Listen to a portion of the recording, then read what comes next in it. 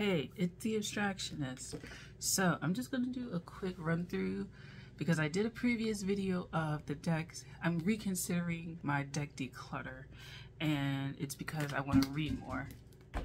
That's like the little chimney situation.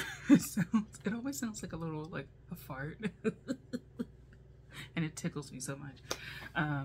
But yeah, so I'm reconsidering what is leaving and staying from the previous video that I did.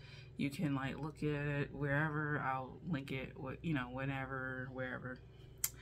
And so these are the decks that I'm reconsidering keeping because I did like them, and I felt like if anything, I could still work with them. I was in a really big slump a few months ago about reading and feeling really discouraged and stuff like that, and just considering shutting down the channel altogether. And what I really just needed was kind of a huge readjustment of what tarot was for me, getting out of the mindset that it was going to be my main career.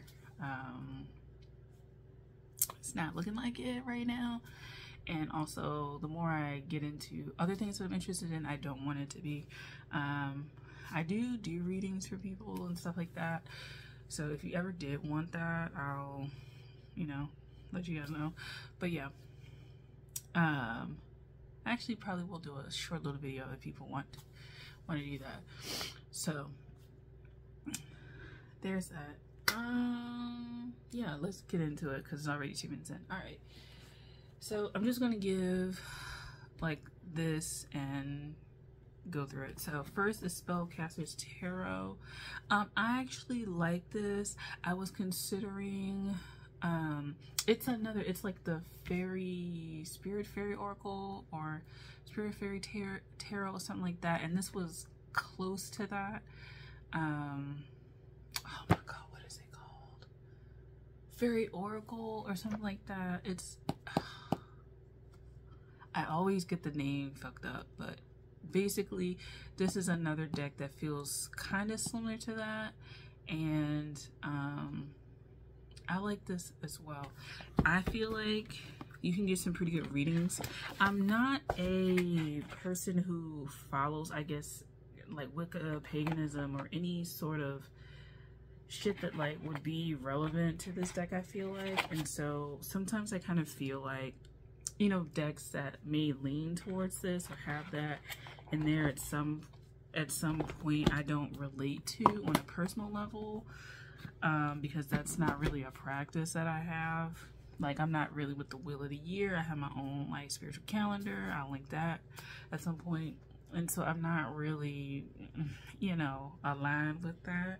And so the decks that I do have that are more on that spectrum, and I do kind of feel like sometimes this is on that spectrum, it can get kind of weird. So, I consider it, but again, these are the some that I'm reconsidering keeping. Wildwood Tarot, essentially another one that's like that, and that the system and the ideas I don't necessarily follow. And so, if you're not going to study it, why keep it? But I was drawn to this because it's very ancestral, very strong of a deck. You do have to do a little bit deep work. Somebody in my massage school was talking about this deck, and when they go work with it, it was like, you can't work with me, or like, you're not prepared to work with me yet. And he was like backed off, and I was like, damn, like this thing is serious. And it is quite a serious deck, but it offers a lot of insights. So I'm like, the Mystic Tarot pack. The reason why I'm keeping this is because I would hate to let it go and then want it, because it's not one of those easily findable decks, I feel like. So I'm gonna keep it.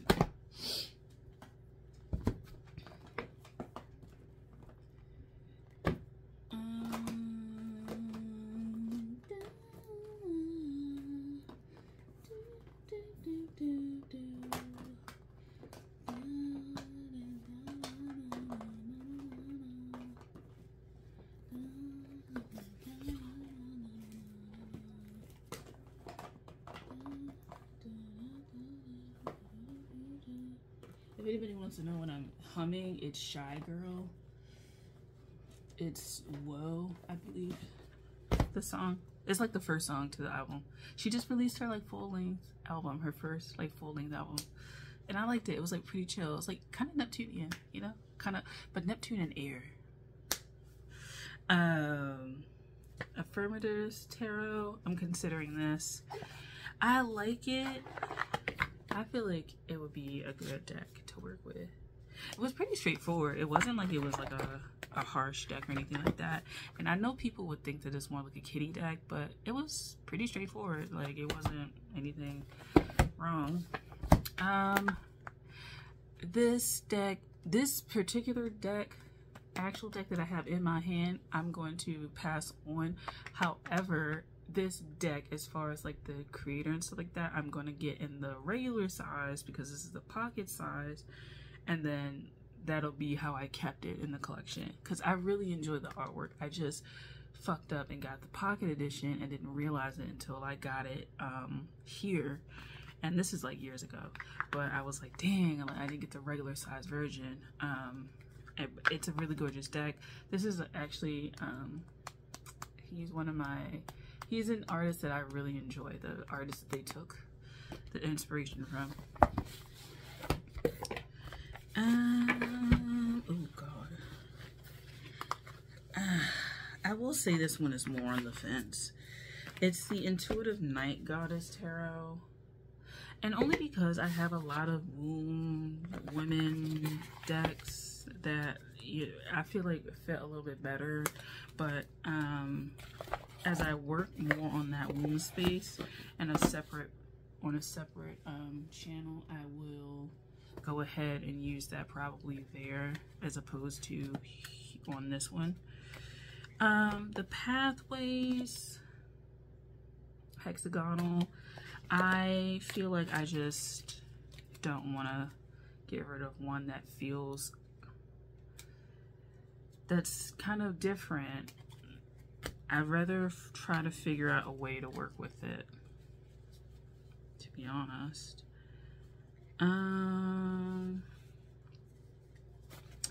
The Sugar Skull Tarot deck. I'm considering getting the Fenric Ferner deck or something like that, and I kind of feel like it has this kind of vibe to it. For me anyway. It's not in the same illustration style at all, but it kind of feels like that.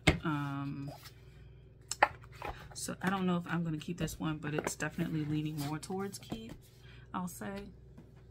Anything else?